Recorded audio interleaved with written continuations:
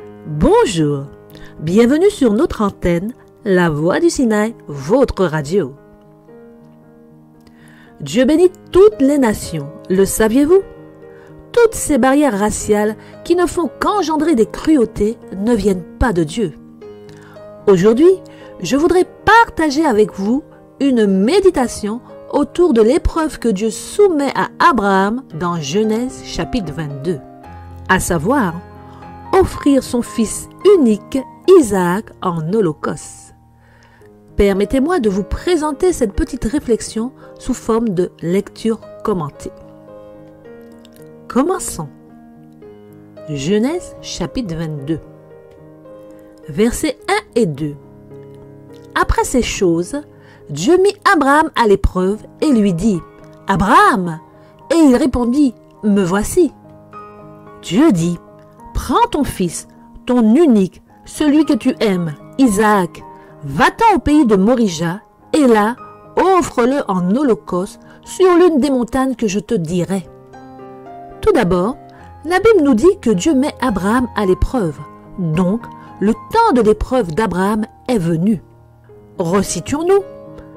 C'est le temps où Abraham vit désormais avec une seule épouse, Sarah, sans aucune concubine aux alentours.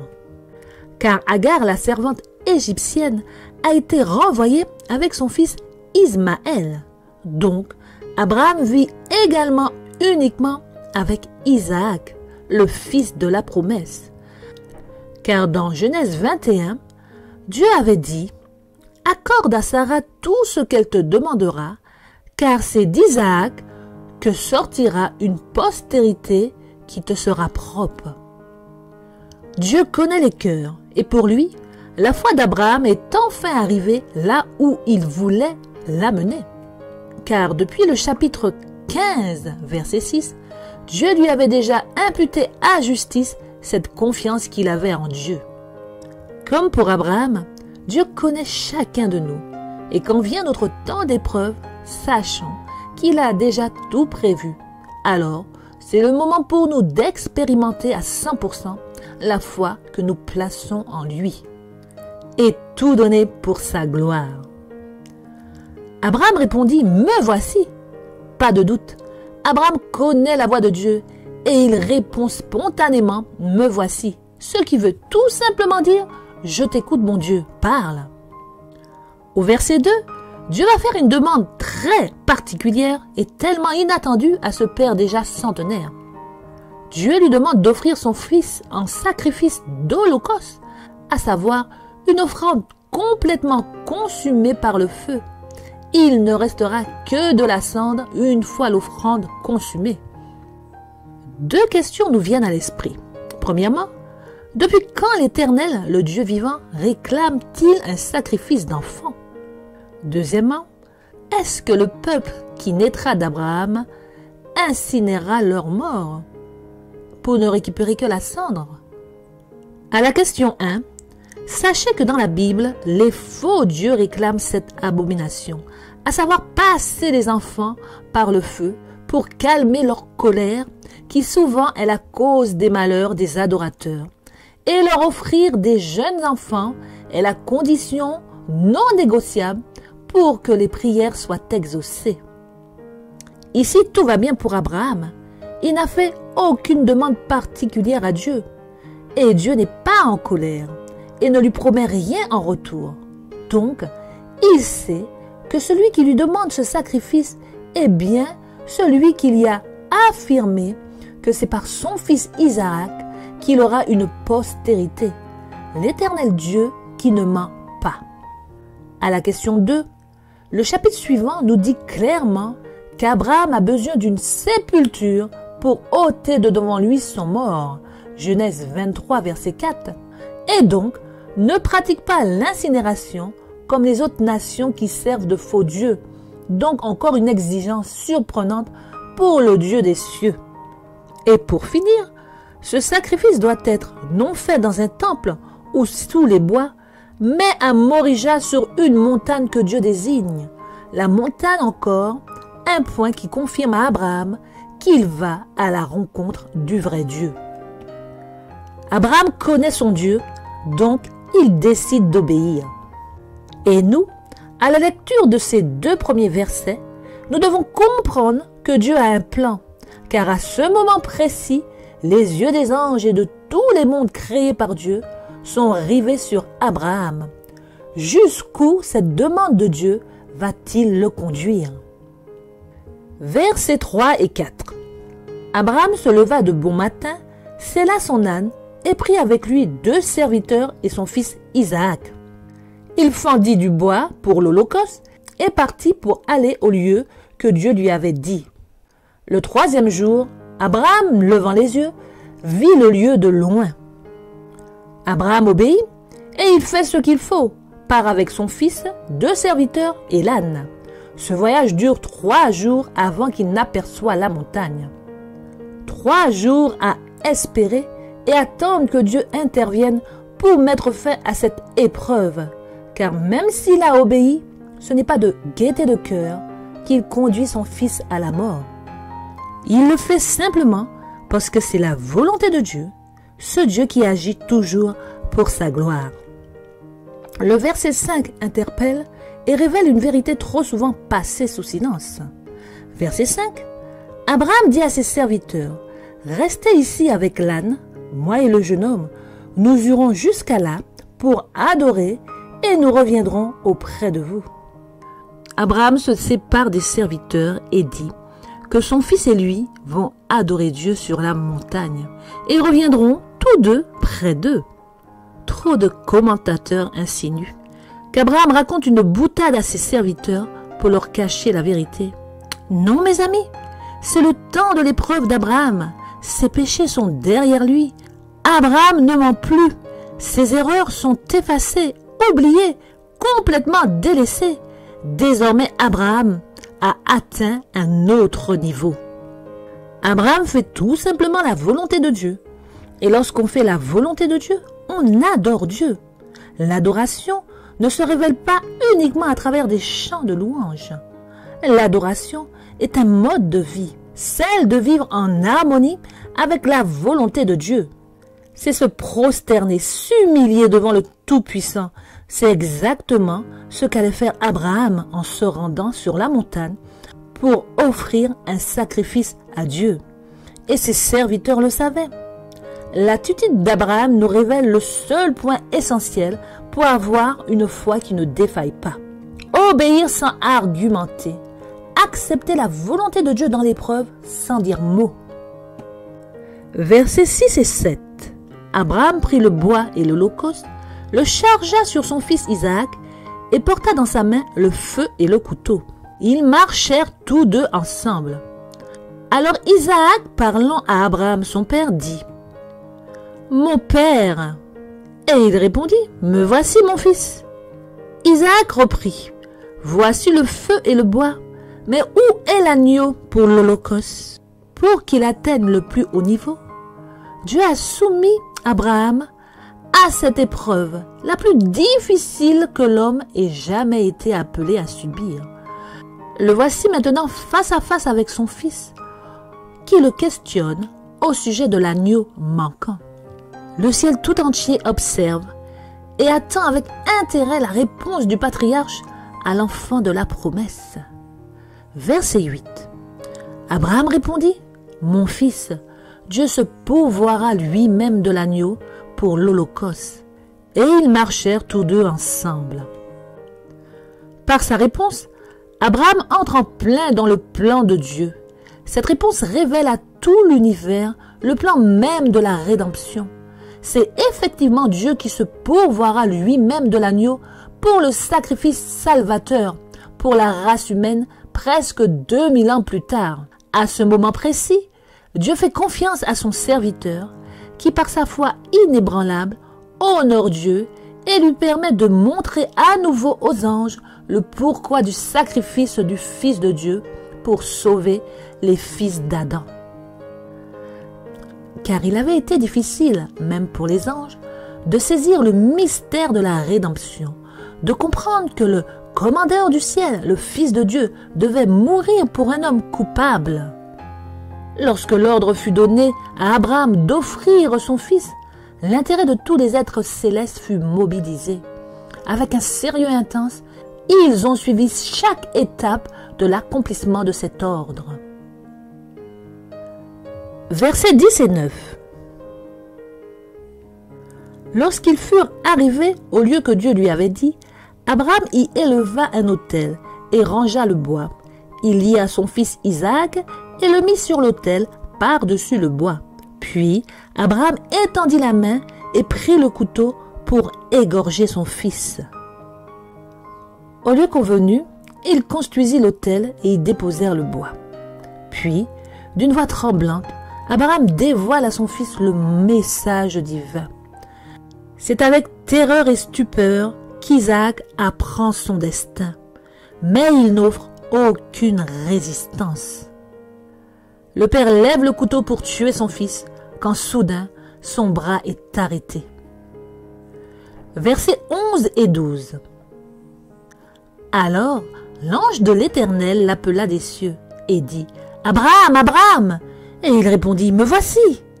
L'ange dit « N'avance pas ta main sur l'enfant et ne lui fais rien, car je sais maintenant que tu crains Dieu et que tu ne m'as pas refusé ton fils, ton unique. » L'ange de l'Éternel, mes amis, le chef de l'armée de l'Éternel, Jésus-Christ est le Fils de Dieu lui-même, est celui qui appelle et stoppe le bras du patriarche. Lui, le Fils de Dieu, qui sera donné à une mort d'agonie et de honte, et dont personne ne sera autorisé à s'interposer, comme dans le cas d'Isaac. Aucune voix ne s'élèvera pour crier « c'en est assez !» Pour sauver la race déchue, lui, le roi de gloire, va donner sa vie presque 2000 ans plus tard. Les êtres célestes ont été témoins de cette scène, alors que la foi d'Abraham et la soumission d'Isaac étaient testées. Le patriarche n'a pas failli, et sa soumission à Dieu a fait de lui l'image du Père aimant, sacrifiant son Fils unique pour sauver notre race déchue. Tel était le plan de Dieu montré à l'univers entier, que le plan du salut a été conçu de toutes pièces avec comme base l'amour d'un Père livrant son Fils unique pour ses créatures qu'il aime autant que son Fils. Jean 3,16. Car Dieu a tant aimé le monde qu'il a donné son Fils unique afin que quiconque croit en lui ne périsse point, mais qu'il ait la vie éternelle. Versets 13 à 18. Abraham leva les yeux et vit derrière lui un bélier retenu dans un buisson par les cornes.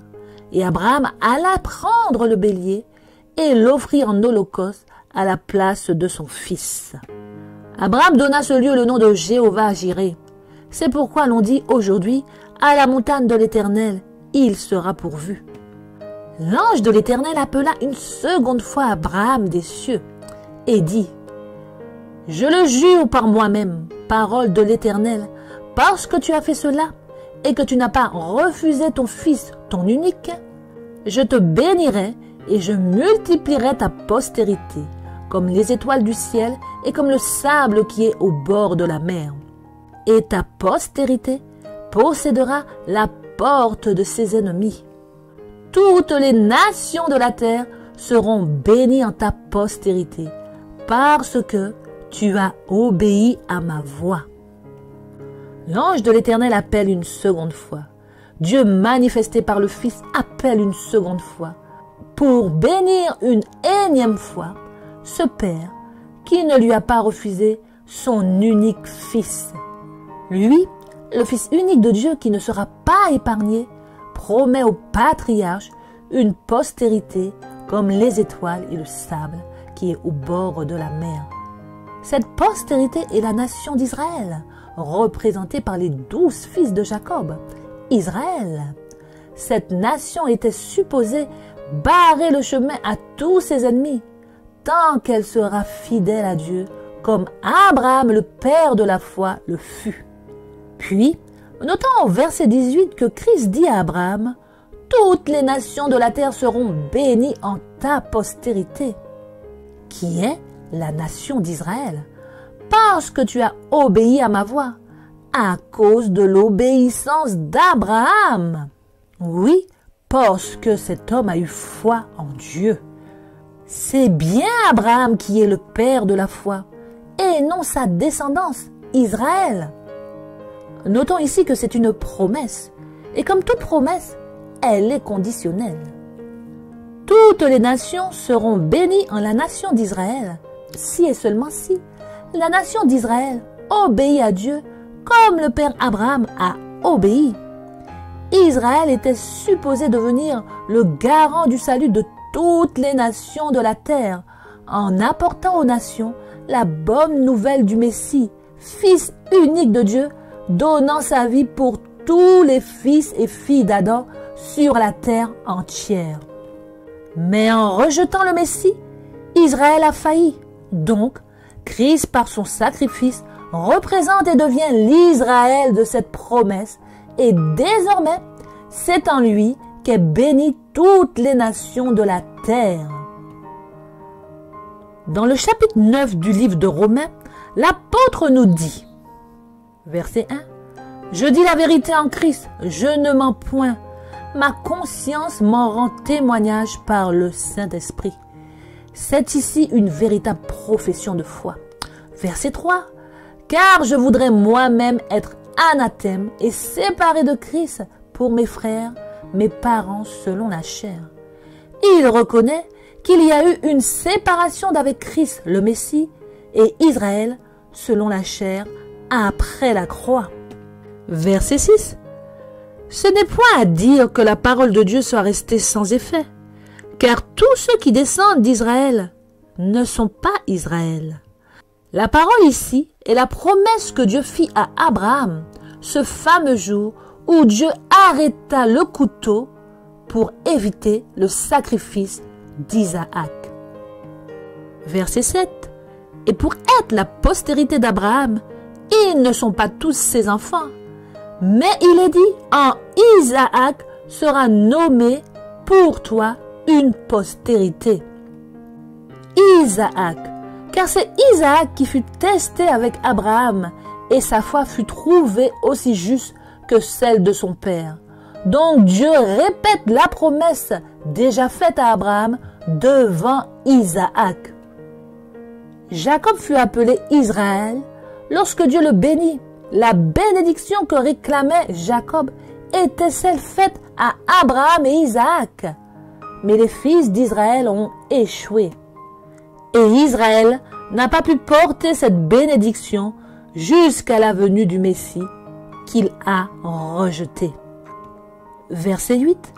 C'est-à-dire que ce ne sont pas les enfants de la chair qui sont les enfants de Dieu, mais que ce sont les enfants de la promesse qui sont regardés comme la postérité.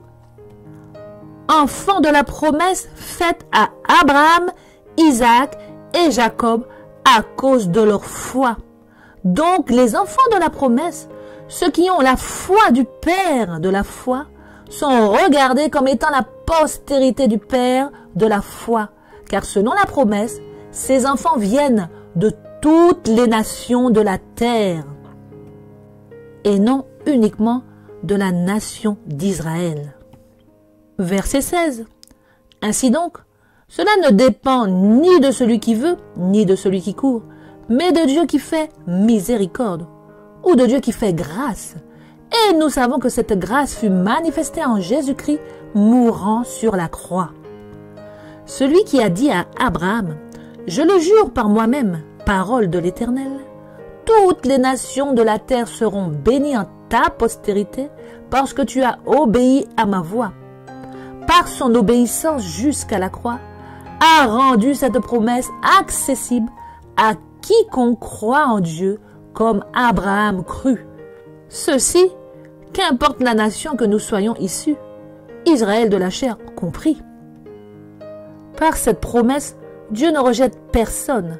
Christ est mort pour toutes les nations de la terre, car son sacrifice sur la croix fut consommé et achevé. Aujourd'hui, le ressuscité vit et appelle chacun de nous à cultiver une foi digne de celle d'Abraham, et plus encore, une foi authentique à la sienne. Comme pour Abraham, cette foi est testée par les épreuves. Faisons-nous confiance à Dieu au point de le laisser diriger toute notre vie selon sa guise? Sommes-nous de la postérité du Père de la foi? Et croyons-nous qu'en Christ, notre Israël, nous pouvons être bénis? Car la Bible révèle bien que Dieu bénit toutes les nations. Ne laissons pas les barrières raciales humaines nous priver de cette bénédiction. Je le jure par moi-même, parole de l'Éternel, parce que tu as fait cela et que tu n'as pas refusé ton Fils, ton unique, je te bénirai et je multiplierai ta postérité, comme les étoiles du ciel et comme le sable sur le bord de la mer. Et ta postérité possédera la porte de ses ennemis. Toutes les nations de la terre seront bénies en ta postérité, parce que tu as obéi à ma voix. Amen. Que Dieu, Père et Fils, vous garde et vous bénisse. À très bientôt si Dieu veut.